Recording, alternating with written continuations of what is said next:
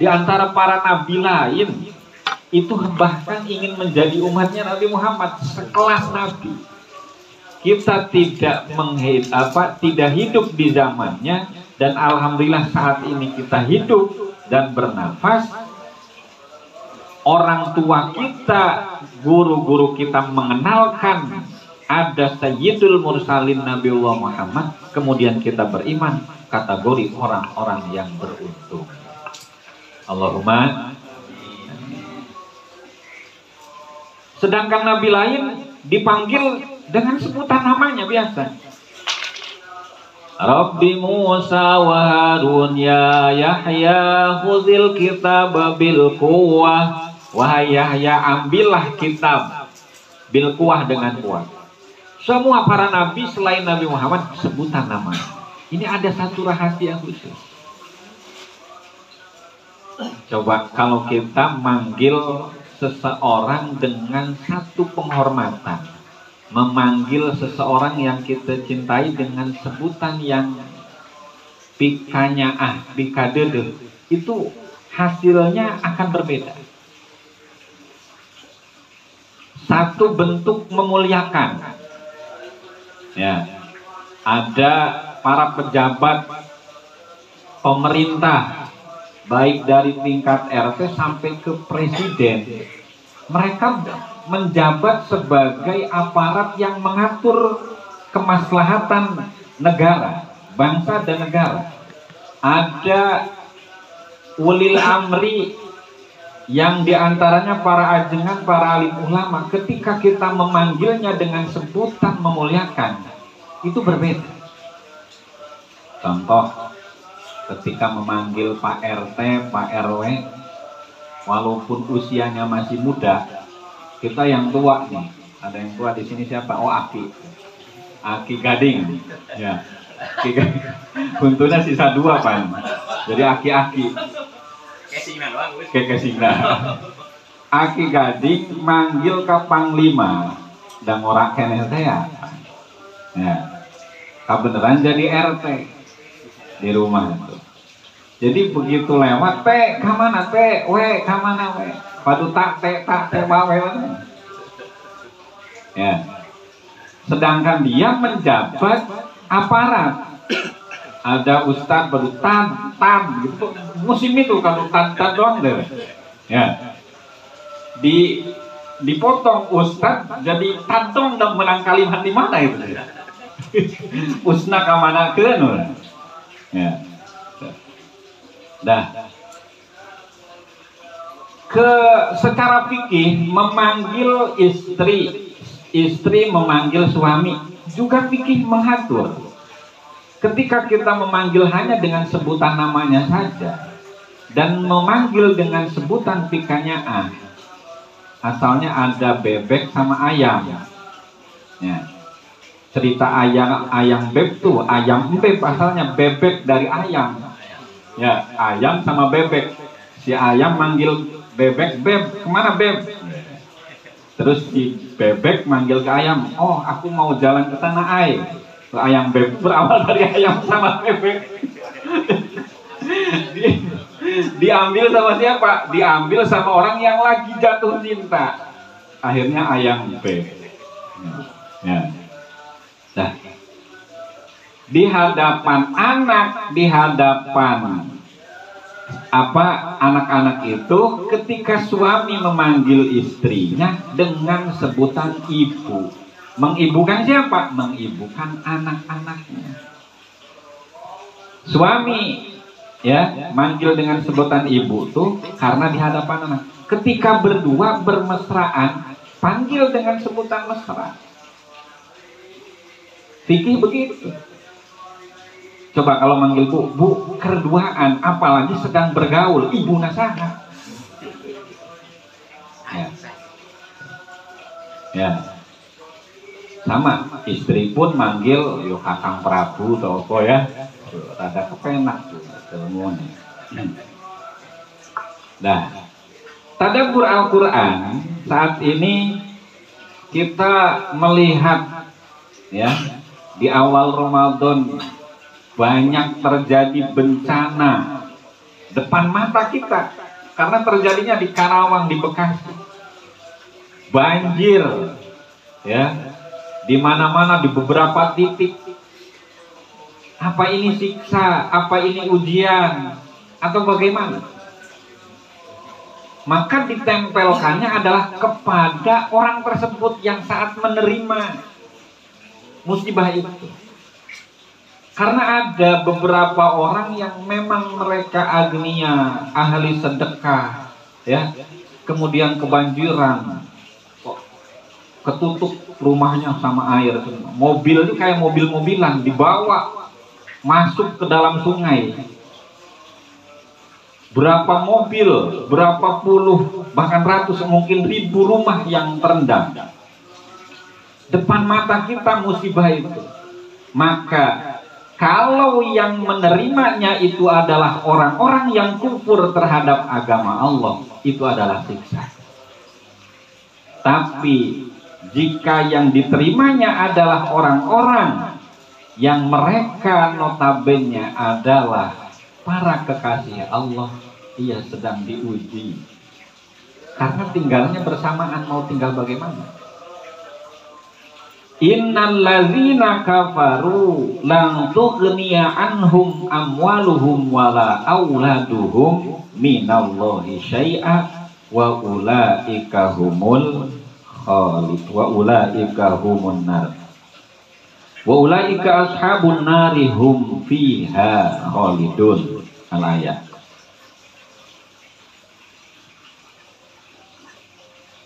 Surat Al-Imran ayat 116.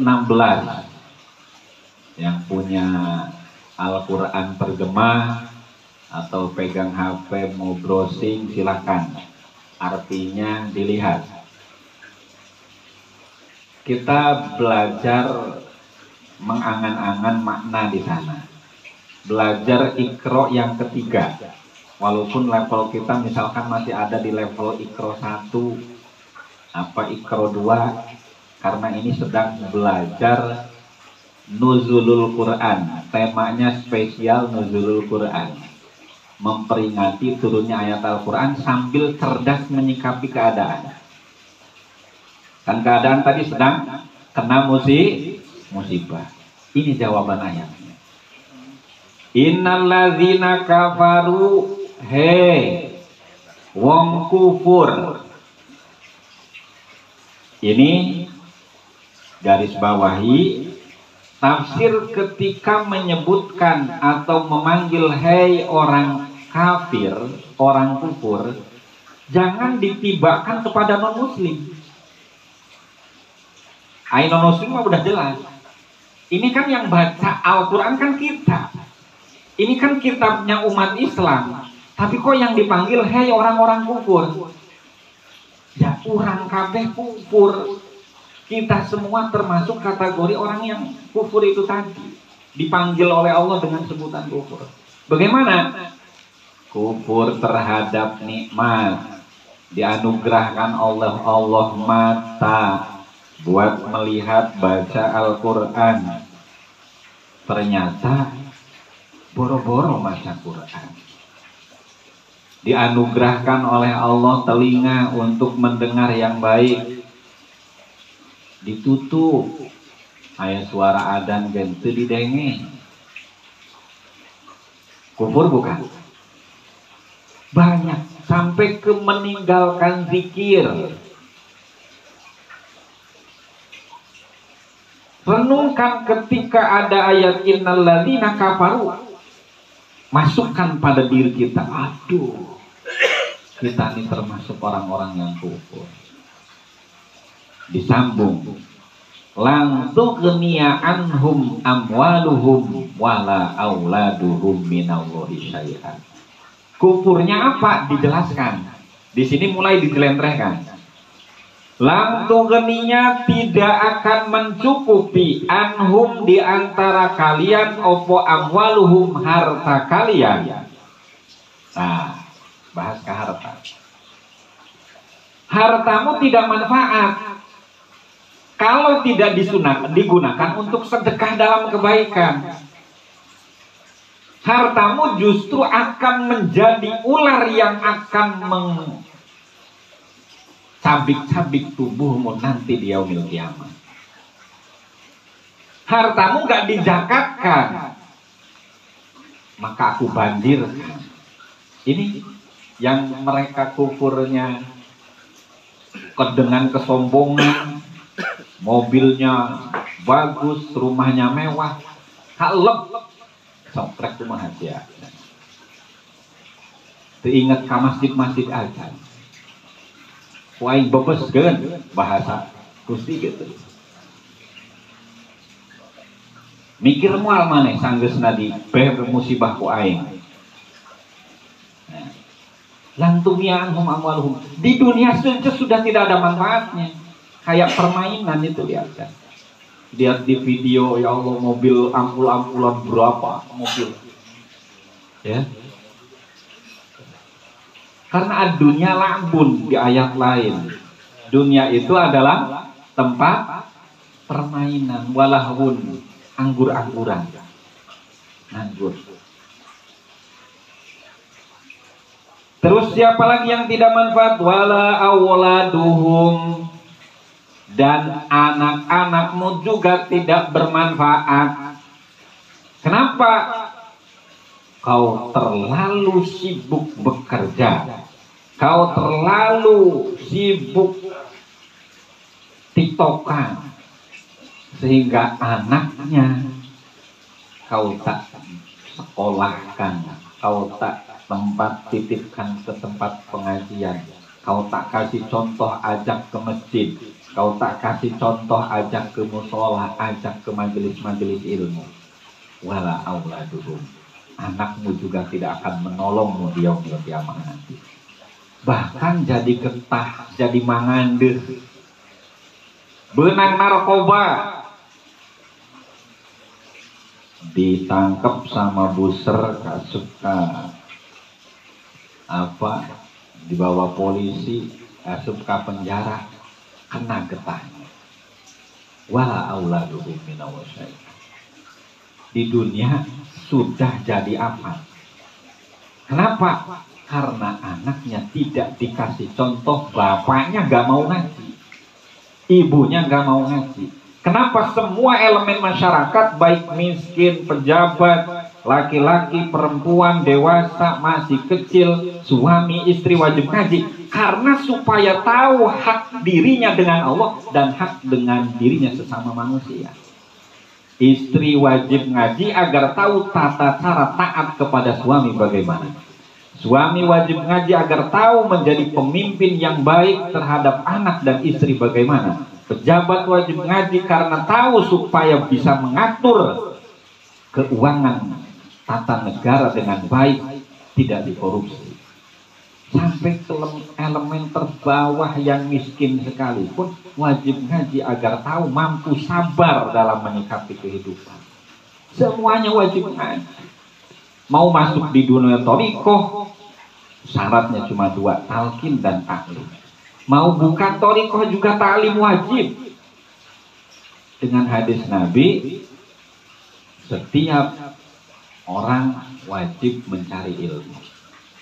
Yang mukmin laki-laki ataupun mukmin perempuan.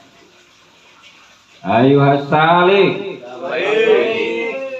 Masih semangat kan itu? Cukup. Sapotong hadis sih nggak setengah jam. Karek sapotong. Wa ulaika ashabun nar. Harta yang dikategorikan tadi tidak berkah, tidak manfaat, hanya dijadikan kebanggaan. Anak yang tadi juga dijadikan kebanggaan, ya. Wa ulaika ashabun nar. Ini semua mereka termasuk kategori min ahli neraka. Ashabun nar, pemilik neraka. Artinya apa? Ahli neraka. Na'udzubillah, tsumma na'udzubillah. Hum fiha khalidun, hum mereka yang tadi kufur terhadap hartanya, terhadap anaknya yang tidak diberikan pendidikan yang baik, fiha di dalam neraka kholidun bakal kekal selama-lamanya. Nauzubillah, summa nauzubillah. Wah, atuh ayat sarana teh supaya bisa ilmuna manfaat, hartana barokah, anakna soleh-solehah. Aya. Makana dina Al-Qur'an atau dalam ilmu mustalah hadis ada ngaji tafsirul Qur'an bil Qur'an, tafsirul Qur'an bil hadis. Jadi ini tidak titik, baru koma, ditaksir sama hadis. Ya, ditaksir sama hadis apa? Iza mata ibnu Azam in qata'a amaluhu illa min salasin wahya shadaqatin jariyatin wa ilmin nafi'in wa walidin wa waladin, bukan walid, wa waladin sholihin yad'ulah. Lamun walad anak, walid orang tua. Harokat patah jeung kasroh doang maknana beda bahasa Arab. Ketika anak Adam mati dikuburkan ila mata ibnu Azam in qata'a, maka akan terputus segala amalnya. Illa min salasin, kecuali 3 perkara tadi ketika hidup di dunia teh, dunia tidak dipakai untuk kegagahan, tidak dipakai untuk kesombongan, tidak dikumpulkan terus bertubi-tubi dengan kecintaan. Di ayat lain disebutkan wa innahu lihubbil khairi lasyadid, sesungguhnya manusia itu sungguh banget cintanya terhadap dunia. Makna khair di sini adalah almal. Saha nu boga ka dunia saha? Ya. Maka dijanjikan sama Allah, orang yang mensedekahkan hartanya maka kategorinya orang yang bersyukur. Kalau bersyukur, la in syakartum pasti ditambah. Jangan pernah merasakan ketakutan ketika kita mengeluarkan harta, mengeluarkan ilmu, mengeluarkan tenaga pikiran untuk kemaslahatan agama. Jangan pernah terpikirkan akan melarat. Jangan pernah. Satu ketika nih, pengalaman pribadi. Tahun 2016, 9 tahun silam. Baru ya pengantin baru 2-3 bulanan lah, karena saya menikah itu 2015 bulan Desember. Ada satu masjid di Puri Raya Cinere, Depok, itu DKM-nya nelpon, padahal saya nggak kenal, taunya melalui teman. Ada alumni pesantren katanya tuh, bisa nggak dikirain dimintain ngaji. Masuk nomor telepon tanpa ada namanya. Assalamualaikum, Kang Ustad, bisa nggak kira-kira ngajar di sini? Waduh, saya baru ngambil ruko Pak. Saya mungkin, apalagi ngajarnya jauh, saya tinggal di Karawang. Ya bisa nggak bolak-balik di sini 3 hari, di Karawang 3 hari? Nggak bisa Pak, nolak. Ditelepon jam 2 siang. Saat itu masih baru alumni pesantren, saya setiap kali mau tidur pasti Ba'da Isya itu udah tawasulan. Dan tiap kali mau tidur punya air wudhu, sedang tirakat wudhu. Malam hari berturut-turut 3 malam mimpi ketemu kiai. Ya, ketemu kiai saya di pesantren Brebes. Ketemu kiai dalam mimpi itu saya hanya pakai kolor saja. Dan Pak Kiai nggak ada senyum-senyumnya. Berturut-turut 3 malam. Akhirnya saya pikir ini apa ya Allah, kok mimpi ketemu kiai tapi kondisinya auratnya terbuka. Oh, mungkin saya karena nolak, ada orang minta waktunya untuk ngajar tapi saya menolak. Nolaknya apa? Saya takut wong baru nikah harus dinafkahi, nanti di sana kira-kira dapat gajinya berapa, ngasih paham enggak, ngasih bisarohnya paham enggak. Lah, akhirnya saya tolak. Tapi kenapa sejak mimpi itu, dimanapun sampai kapanpun, termasuk ngaji ke Daton masuk tahun 2022, dan Gading sama Abah Hayasan, Gus bisa enggak kira-kira ngajar di sini Gus? Kami ya torikoh tapi ya syariat juga masih banyak yang kurang. Ayo lanjut ngaji, jalan insya Allah. Gak pernah mikirin siapa nanti yang akan menjamin kehidupan, karena sudah dimimpiin sama kiai itu, datang mimpi itu. Setiap kali minta yang ngaji udah gak pernah ada yang nolak, gak ada yang ditolak. Mau ngerti mau kagak itu mau urusan Allah, karena Allah yang ngasih rezeki. Di tempat-tempat ngaji gak ada yang saya targetkan, kagak ada. Karena mimpi itu di tahun 2016. Dan alhamdulillah sampai saat ini apa istilahnya, kelaparan anak istri, gemoy ya. Bikin majelis, mobil ada buat ngaji. Karena tidak ketakutan untuk terhadap siapa yang menjamin, karena itu adalah tugas yang punya ilmu, nasul ilmu.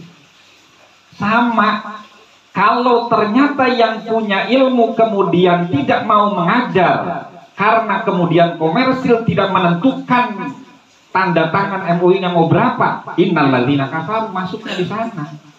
Orang-orang yang kufur dianugerahkan oleh Allah ilmu tapi gak mau ngajar.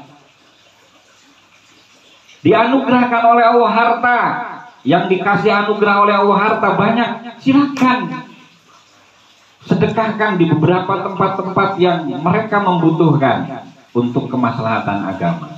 Maka bukan termasuk kategori orang yang kufur, menjadi amal jari yang nanti akan menolong di alam akhirat, di alam kubur.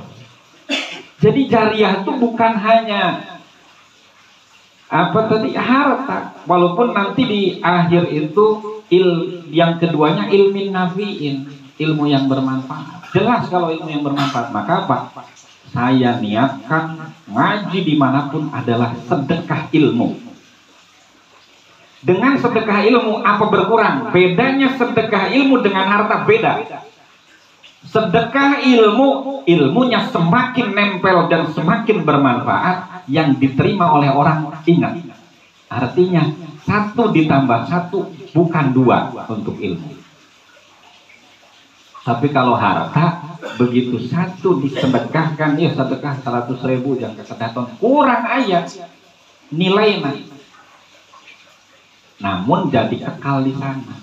Tapi ilmu tidak berkurang, semakin bertambah. Oh, iya jangan ngajar deh, ketemana naon deh, Allah kasih. Sampai termasuk kitabnya pun dilala. Sampai kitab itu hampir kurang lebih 30 juta ada. Tiap setahun sekali itu beli belanja 2-3 juta. Ada aja uang. Kecintaan terhadap ilmu. Akhirnya Pak Solang ada yang silaturahmi karyawan Toyota, Gus, lagi butuh kitab apa Gus? Ya saya lagi butuh kitab tafsir. Ini 10 jilid dibelikan, Aisyurut Tafasir li Kalam Alil Kabir. Ya, 2 sama kitab hadis. Kurang lebih kalau dijumlah itu sekitar 2.500.000. Alhamdulillah. Tuh ada yang sedekah kitab. Ada yang mau sedekah kitab? Dan Gading mau beliin kitab, mau nggak? Bakal dibaca terus kitabnya, manfaat.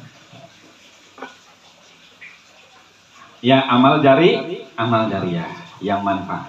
Yang kedua ilmin nafiin, jelas ilmin nafiin wali songo, keturunannya mereka menyebarkan ilmu dengan keikhlasan, berdagang sambil berdagang mengenalkan Islam, sehingga terakhir keluar dari pesantren dibekali sama kiai 500.000. Gak pernah mimpi, gak apa, tiba-tiba 2011 diundang jam 12 malam habis acara Maulid Nabi. Gus, menek acara tamu udah pulang semua. Gibah wonten apa bah? Saiki kon kitab karo kelambine gawan Karawang. Delegasi dibilangnya. Sebaru saya buka. Karena memang delegasinya secara tertutup. Gak pernah mimpi, gak pernah apa. Tiba-tiba suruh ke Karawang, baju sama kitabnya dibawa. Apa baju itu maknanya? Baju itu ya tempat tinggal. Kitab itu apa maknanya? Ilmu. Sana bawa ke Karawang. Ada satu pesantren yang minta ngajar, minta dewan pengajar, kamu pergi ke sana. Di sana Pak digajinya 300.000 sebulan. Cukup buat makan nggak? Logika, cukup buat makan nggak? Kagak. Sambil nyari Pak, nggak minta-minta. Sambil jualan apa? Ikut ke orang, Pak, saya ikut ke ada tukang sate Marangi sama ayam bakar. Pak, saya ikut belajar, bahkan ikut jualan. Mau dikasih berapa aja biar buat makan aja, Pak. Agar nasrul ilmi itu tetap jalan dan tidak minta-minta. Karena dalam Al-Quran, dalam pesan-pesan para ulama, ifah itu apa? Ajat selamit, ada jalukan. Ya, nek wong ifah nahan ora selamit, ora jalukan mulia. Saya pernah minta nggak? Bawa, kadang-kadang bawa susu kurma, kadang bawa apa? Ngikutin para wali berjualan supaya apa? Dapat keberkahan. Ngaji mau dikasih mau kagak nggak mikirin. Untuk apa? Kelangsungan hidup. Akhirnya mulia. Coba kalau saya minta-minta. Paling ya jelas dihina, jelas. Dan itu sudah manusia. Ya. Ilmin nafi'in itu para wali songo menjelaskan kepada masyarakat dengan ikhlas. Mereka sambil cara bercocok tanam, kemudian ada yang pertanian, ada yang perdagangan, perindustrian dan sebagainya. Maka akhirnya manfaatnya dikenang oleh masyarakat. Nah, itu yang menjaga tuh di sana. Saya sambil bawa ini itu hanya untuk menjaga kemaslahatan perut anak istri terpenuhi. Yang terakhir, wa ilmin nafi'in wa waladin solihin yad'ulah. Nih, tahsis dari tadi innal ladzina kafaru lan tughniya anhum amwaluhum, ditahsis pakai ini. Kalau yang ayat pertama tak ada manfaatnya harta dan anak, maka di hadis ditahsis ada bisa manfaat, anaknya tumbuh menjadi anak yang soleh, yad'ulah, yang mendoakan kedua orang tua. Orang tuanya punya salah, punya dosa, maka dia Allahumma gfirli dunubi wali walidayya warhamhuma wa tawfil umurahuma wa sahih jasadahuma warzuqhuma rizqan wasi'an la tu'adzibhuma wa satir uyubahuma wa ilal khairi qarribhuma wa an syarri ba'idhuma waj'al jannata maqwahuma wa ma'wahuma warzuqhuma ilayya. Apal tuh? Ngadongakeun ka kolot ngan Allahumma ghfirli dunubi wali walidayya warhamhuma kama rabbayani shaghira. Eta apa? Yang kedua ini diijazahkan oleh Ayyib Muhammad Jagasatru yang diijazahkan kepada Ki Subhan diijazahkan kepada seluruh santri. Ba'da sholat dibaca 70 kali. Siap tak? Kuat tak kira-kira? Zaman di pesantren saya pengen alim kitab, setahun lebih saya itu amal. Jadi yang membuat futuhnya kitab, membuat berkahnya harta, orang yang pengen sukses dalam urusan dunia, kemarin kan dijelaskan sama Kiai Sepuh Kiai Anding, ya, pasti yang wabirron liwalidayhi. Terakhirnya, ai sholat mah jelas kewajiban. Wasta'inu bisobri wassalah. Di sana tuh wasobrinya adalah dimaknakan saum, ya, karena saum melatih kesabaran. Wassalah, sholat di sana yang dimaksud adalah sholat wajib mah sudah jelas. Minta tolongnya ya dengan sholat sunnah. Sholat sunnah yang manfaatnya sangat dahsyat ada 4. Tahajud, duha, qobliyah dan ba'diyah zuhur. Terus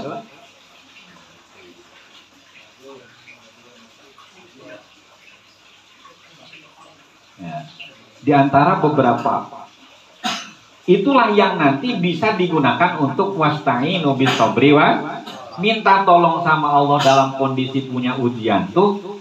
Sholat wajibnya tepat waktu, sunnahnya ditambahkan untuk meraih keinginan dan cita-cita. Bisa kita botak ke harokatan, dibaca, emang dibeli nama kenal? Gak bisa dipakai 1 miliar 2 miliar kagak. Pakai tirakat. Ya, kitab yang dibacanya, yang dihafalkannya diulang-ulang. Kenapa kok diulang-ulang? At-takrir yufidut takrir. At-takrir yufidut taksir. At-taksir yufidut takbir. Mengulang-ulang maka akan menetap. Diulang. Qala Muhammadun huwa ibnu Maliki. Qala Muhammadun huwa ibnu Maliki. Diulang sampai 70 kali. Melekat. Setelah melekat apa? Taksir, membekas. Setelah membekas, tanwir, akan bersinar. Makomnya para ajengan, para alim ulama yang saat ini nasrul ilmi dengan ikhlas. Ini dikira paheulana kos kumaha. Jangan disamakan. Perih pedihna kos kumaha, cerik getihna. Ya. Maka yang mudah sekarang yang kemudian kan ketika kita ajari ilmu nahwu saja puyang kan usiran. Dan kenapa? Karena sudah banyaknya kewajiban di depan muka kita. Harus beli pampers, minyak, lentik, ya, beli gas, beras, skincare nak seacan, sampai pembalut. Akhirnya kan liar. Belajar di waktu kecil bagaikan mengukir di atas batu. Ayo belajar geus aki-aki kieu. Ya. Barlet. Dan nulisnya di atas air. Kakukir moal. Ayeuna heueuh. Keluar di kedasan naon tadi ngaji teh. Untung aya YouTube, aya TikTok kan. Ya. Nah ini Masya Allah.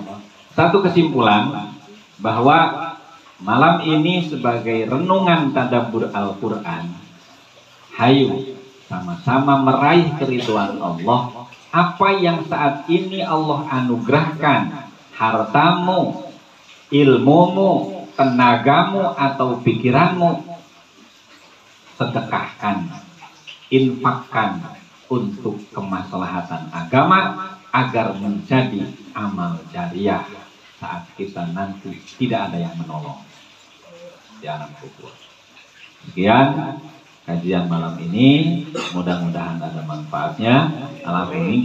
Assalamualaikum warahmatullahi wabarakatuh. Allahumma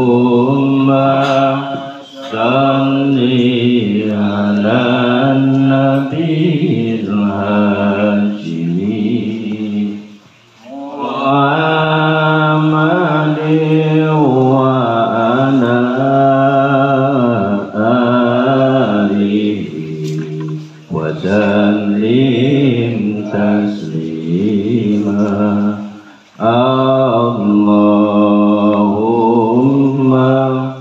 salli ala nabiyil hashimi Muhammad